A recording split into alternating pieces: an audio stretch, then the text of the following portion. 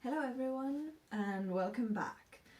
This is a second video of two-part series about Seitseminen, Seitseminen National Park.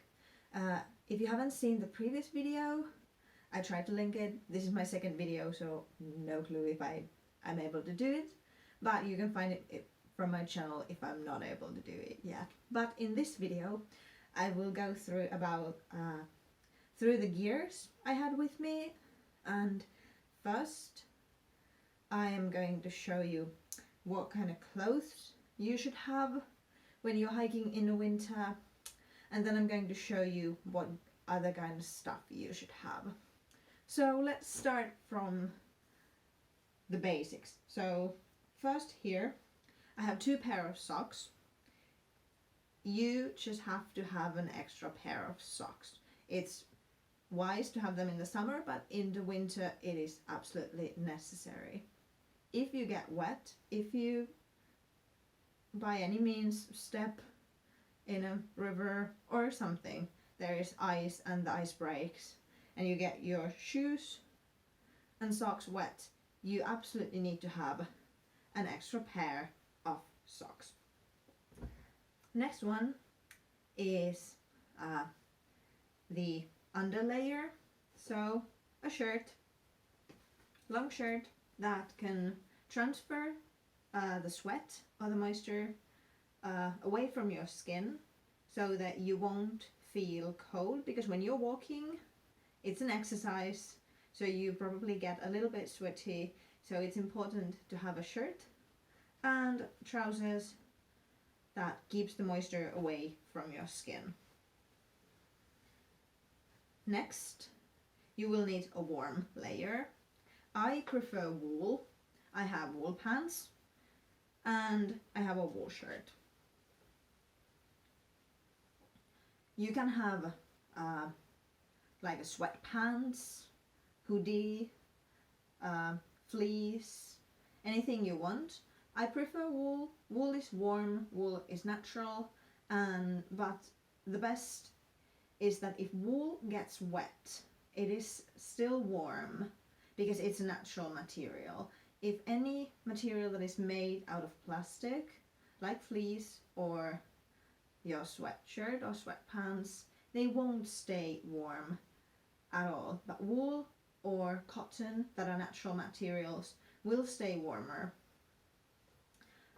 Okay, so on top of your warm layer, you should have a jacket. Here's my jacket. And pants. In winter, there should be -degrees, so -degrees Celsius, which means water is below the freezing point, but still it is recommended them to be waterproof.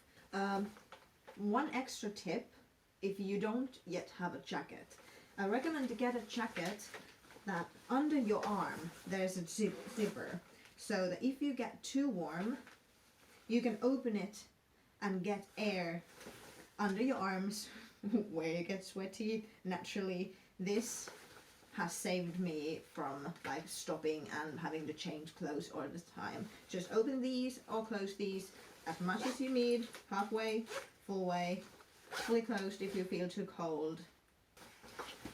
Is there anything else? Well, this is something I like when there is snow. We call this a snow lock. This is common in skiing clothes. So this goes around your waist, and if you fall or something else happens, this will protect the snow coming from the under and going your back, because this snow lock keeps it outside. But other people find this uncomfortable when they're carrying a heavy backpack, because these buttons might get under the belt you have. So these are things that you might need to pay attention if you are getting new jacket for your hike. But then the most important thing when you're hiking in a winter is the break jacket.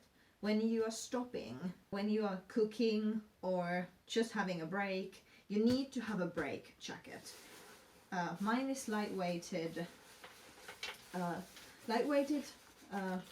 jacket that I can fit under my other jacket.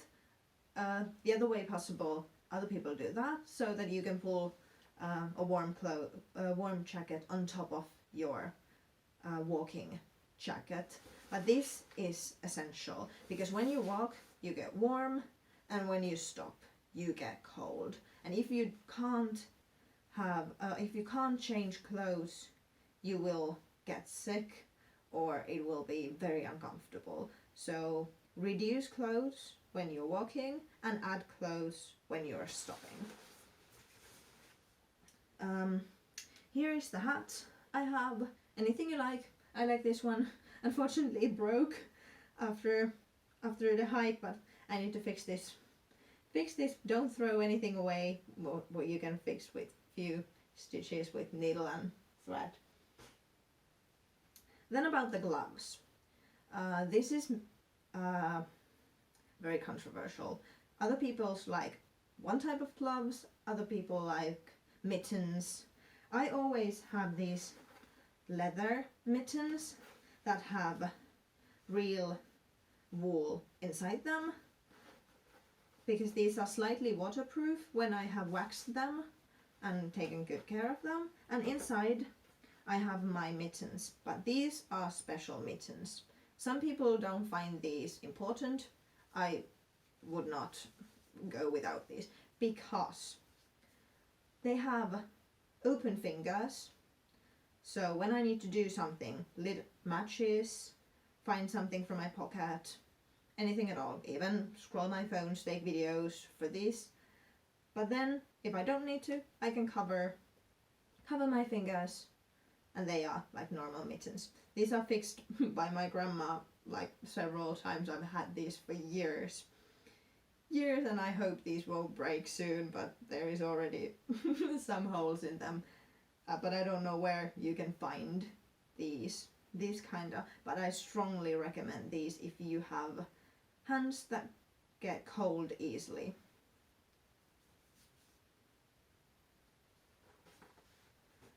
And the same thing that was with the socks is with the gloves. There is high chance they get wet.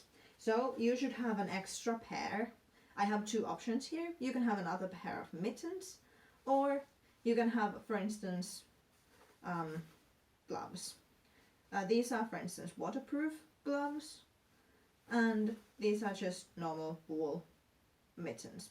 Whatever you like, there is options, and you do you, but always have an extra pair if your gloves or mittens get wet.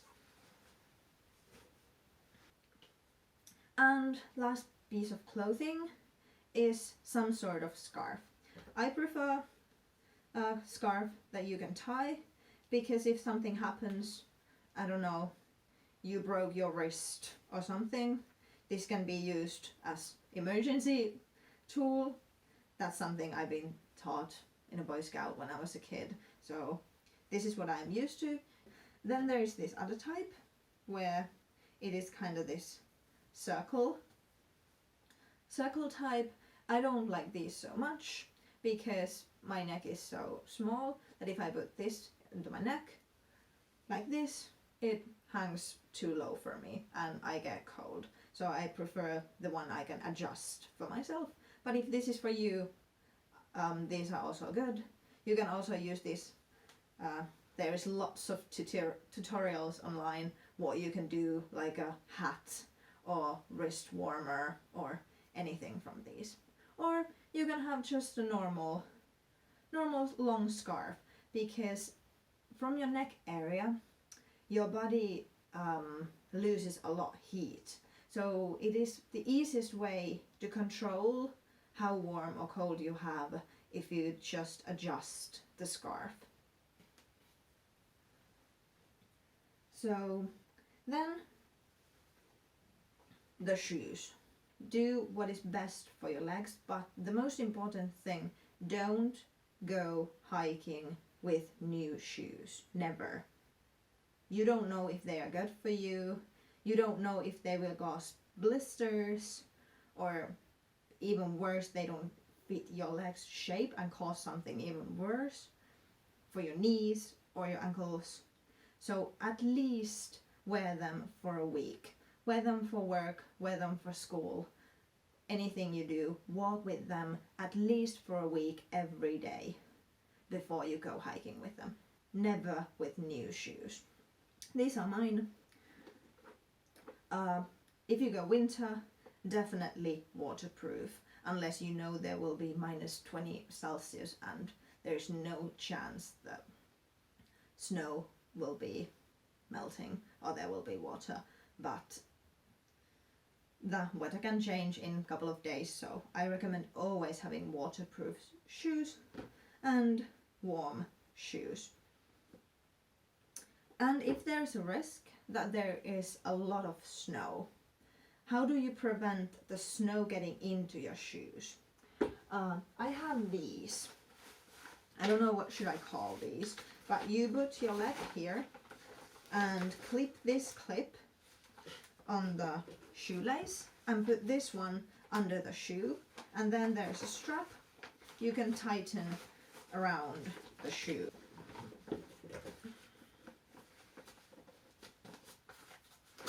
Then it will look something approximately like this, and all of a sudden you quite low shoe you can walk in snow that is almost until your knee level. So that prevents you getting snow into your shoe. These can be quite expensive, so if you know you're walking on a track, this is not a first gear you need.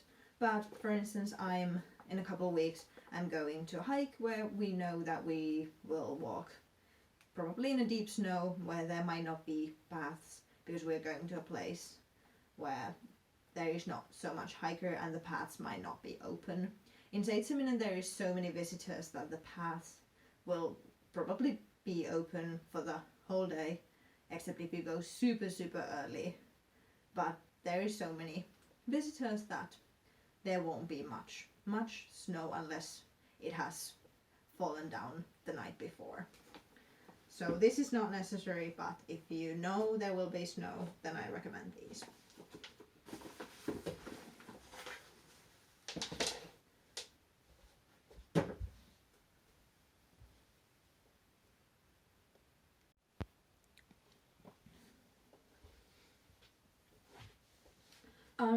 When I was checking the videos about the gears I filmed, I realized that they were too long to be a one video, so this two-part series now became a three-part series.